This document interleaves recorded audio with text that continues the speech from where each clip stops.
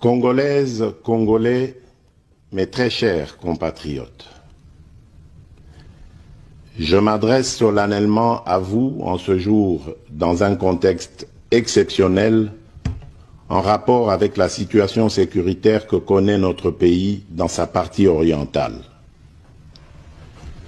Ce contexte d'agression et d'occupation des territoires dans le Nord Kivu est perpétré par le groupe terroriste dit du M23 avec l'appui avéré en hommes et en logistique du Rwanda.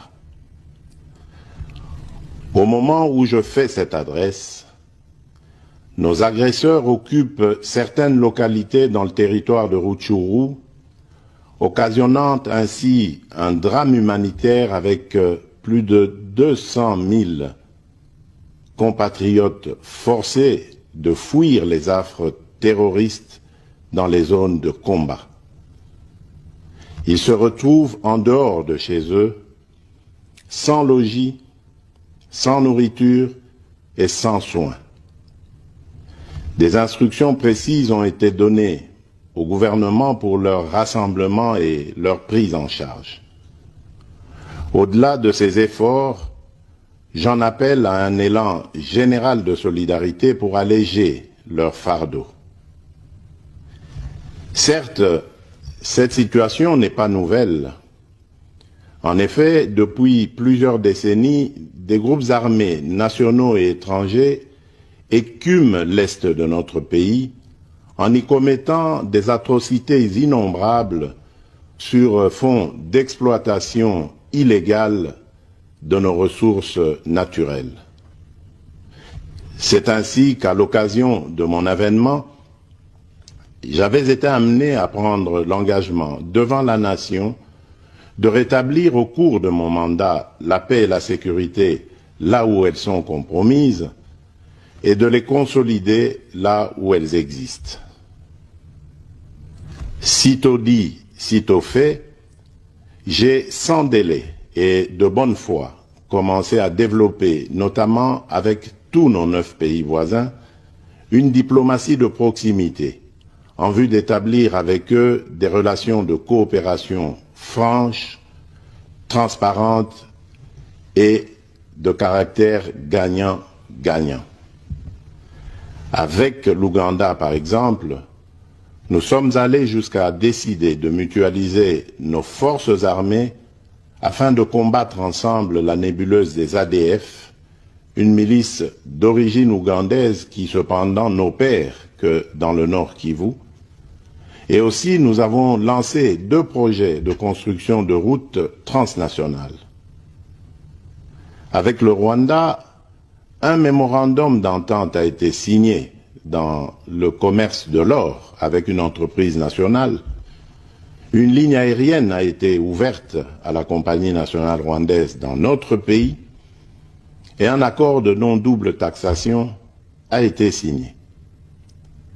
Malgré cela, ce pays va nous surprendre en réactivant les terroristes du M23. Alors qu'il avait été défait par les armes en 2013, le M23 va refaire surface en prenant notre armée à court, notamment à Bunagana, cité qu'il occupe depuis le 13 juin 2022.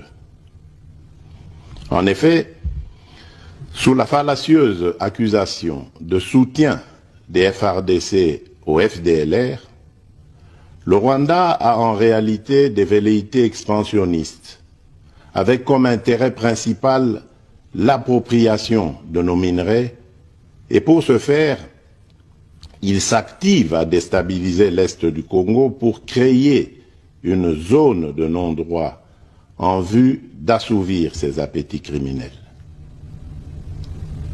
Pour faire face à cette situation, 2 options s'offraient à nous, la diplomatie ou la guerre. J'ai résolu de privilégier la première option, quitte à en venir à la seconde, faute de résultats. L'option diplomatique a donc été mise en œuvre. C'est ici l'occasion pour nous de rappeler que notre attachement à la recherche de la paix par des voies pacifiques n'est aucunement un signe de faiblesse, moins encore un aveu d'une incapacité de notre pays à s'inscrire dans une logique de guerre totale contre tous ceux qui continuent à abuser de notre patience, mais plutôt une expression de notre culture de paix et de notre identité légendaire de peuple hospitalier. C'est ainsi que dès le 20 juin 2022, j'ai pris part aux travaux du 3e conclave des chefs d'État membres de la Communauté d'Afrique de l'Est à Nairobi, au Kenya, qui avait comme agenda l'examen de la situation sécuritaire dans l'Est de notre pays. À l'issue de ce forum, les dirigeants des pays membres de la Communauté d'Afrique de l'Est sont tombés d'accord sur le déploiement d'une force régionale pour imposer la paix dans l'Est de la République démocratique du Congo. Le sommet a appelé à une cessation immédiate de toutes les hostilités à l'Est de notre pays et a demandé à tous les groupes armés, tant étrangers que locaux, à déposer les armes immédiatement et sans condition et à s'engager dans le processus politique. Le 6 juillet 2022, j'ai accepté de rencontrer à nouveau le président du Rwanda, cette fois à Luanda, sous l'égide du président João Lourenço, sous couvert de la Conférence internationale des régions des Grands Lacs africains, la CIRGL. Il en est sorti une feuille de route qui stipule entre autres objectifs normaliser les relations politiques et diplomatiques entre la République démocratique du Congo et le Rwanda. Et pour y parvenir, la première action retenue, arrêt des hostilités et retrait du M23 des positions occupées conformément au communiqué final de Nairobi. Une fois de plus, aucune avancée sur le terrain de la paix attendue par notre population n'a été observée. La dernière activité diplomatique en date a été la rencontre avec le président Paul Kagame autour du président français Emmanuel Macron et à l'initiative de ce dernier en marge de l'Assemblée générale des Nations unies à New York. Ici également, pour l'essentiel, il a été acté le principe d'un cessez-le-feu immédiat et du retrait inconditionnel du M23 des positions qu'il occupe, toujours sans résultat tangible sur le terrain. Mes chers compatriotes, comme vous pouvez le constater, malgré notre investissement et les efforts fournis dans cette optique, la paix et la sécurité ne sont pas au rendez-vous. Garant de l'indépendance, de l'unité nationale et de l'intégrité territoriale, je réitère mon engagement constitutionnel de défendre la patrie jusqu'au sacrifice suprême. Mes très chers compatriotes, ne doutons jamais qu'ensemble réfléchis et engagés, nous puissions changer le monde. À vous, nos vaillants soldats, vous qui avez pris l'engagement de servir sous le drapeau, je vous invite ici au sens élevé du patriotisme en ce temps particulièrement exceptionnel de notre histoire, de défendre notre pays, de protéger l'intégrité de son territoire et d'assurer la sécurité des Congolaises et des Congolais contre toute agression ou attaque d'où qu'elle vienne. À vous, mes très chers compatriotes, la guerre qui nous est imposée par nos voisins exige de chacun de nous des sacrifices. C'est le moment de taire nos divergences politiques pour défendre tous rassemblés notre mère patrie. Notre histoire et notre marche commune ont sans cesse démontré que, loin de s'effondrer, notre nation et son peuple ont toujours relevé ce genre de défi et nous en sommes toujours sortis victorieux. Restons tous unis et solidaires derrière nos forces de défense et de sécurité.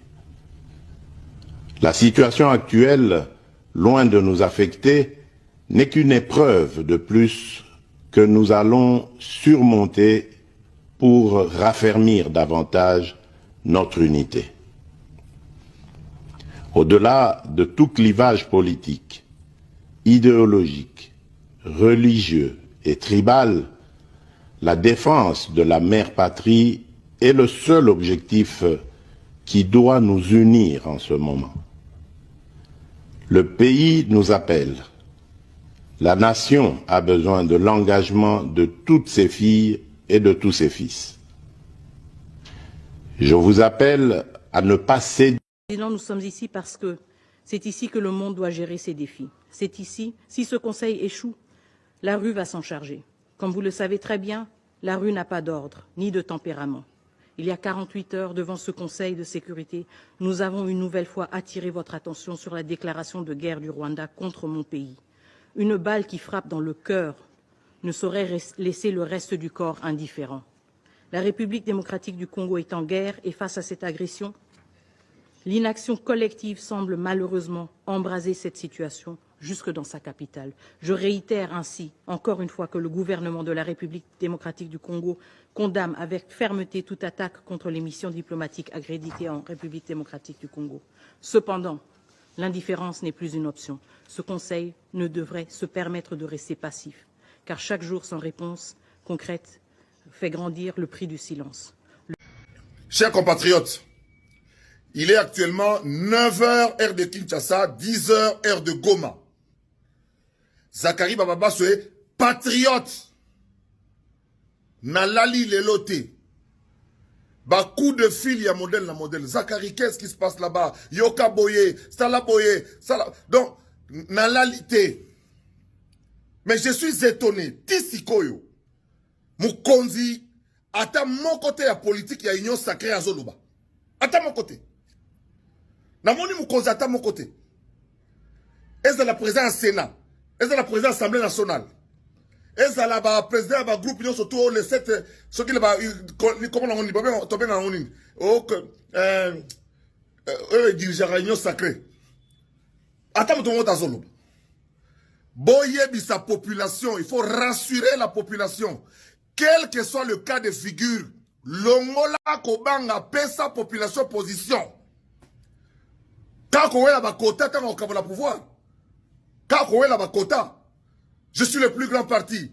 Nous avons eu plus de députés. Mais c'est le moment de rassurer ceux qui vous ont fait confiance. Parce que ce pays nous appartient. On n'a pas un autre pays. Ceci dit, voici les informations que moi j'ai. Il est 9h. Heure de Kinshasa. Jusque-là, tous les coins stratégiques sont contrôlés par les FARDC. L'aéroport, le centre-ville, c'est encore sous contrôle de la RDC. Le gouverneur intérimaire est là, Batutu Bazawana. Il y a trop de vieilles images. Il y a Kala. Oye Babimisi.